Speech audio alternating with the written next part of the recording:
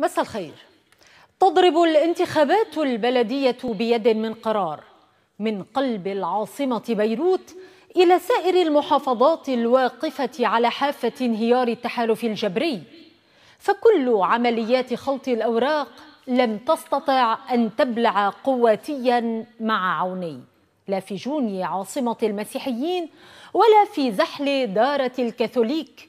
وفيها ستعلن الكتلة الشعبية لائحتها غدا، في وقت تعذر على الأحزاب النهوض من تحت ركام التوافق، وباتت لائحة أسعد زغيب تصلح للزجل الانتخابي. هي المرة الأولى التي تخوض فيها ميريام إليسكاف معركة انتخابية في زحله، ولكن في السابق كانت تساند زوجها في معاركه الإنمائية الرابحة دائما. اليوم ومع رحيل سكاف باتت هي المواجهة والمحاربة، وكأن فوز لائحتها يعني أن امرأة أخذت زحل من درب رجال أحزابها.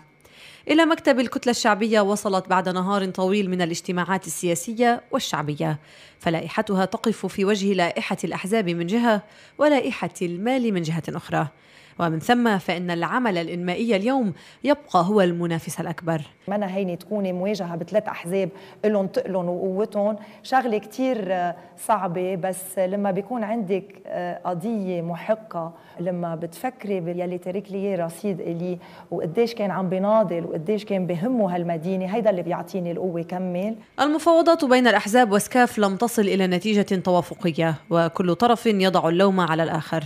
بالمفاوضات اللي صارت تبين انه القوات عم بيحكوا باسم التيار الوطني، وقالوا لنا انه هن بيمثلوا الشريحه الاكبر، مشان هيك هن عم بيحكوا باسم التيار الوطني. اذا بنقدر نتفق وما يصير في انتخابات، بعدني ماده ايده يكون في رئيس على الحياد، بس اكيد ما فيهم يلغونا، يعني بيعطونا اقل من النص معناتها عم يلغونا. ترفض سكاف الحديث عن لائحه فتوش لانها تعتبرها لائحه مال وفساد، لكنها تطلب الى اهل مدينتها ان يعملوا على ان يكون قرار زحله من داخلها. هن وعم ينتخبوا يفكروا زحله شو بتقدر تعطينا هالبلدية اللي رح ننتخبها، لما قرارها بيكون منتمي لزحلة ومش لخارج زحلة، مش لأحزاب، قرارها برات زحلة. وعن الأصوات التي لعبت على وتر أن الكاثوليك في زحلة يرفضون أن تحكم المدينة بنت بشر المارونية، بحس حالي زحلوية أكثر من الزحالني،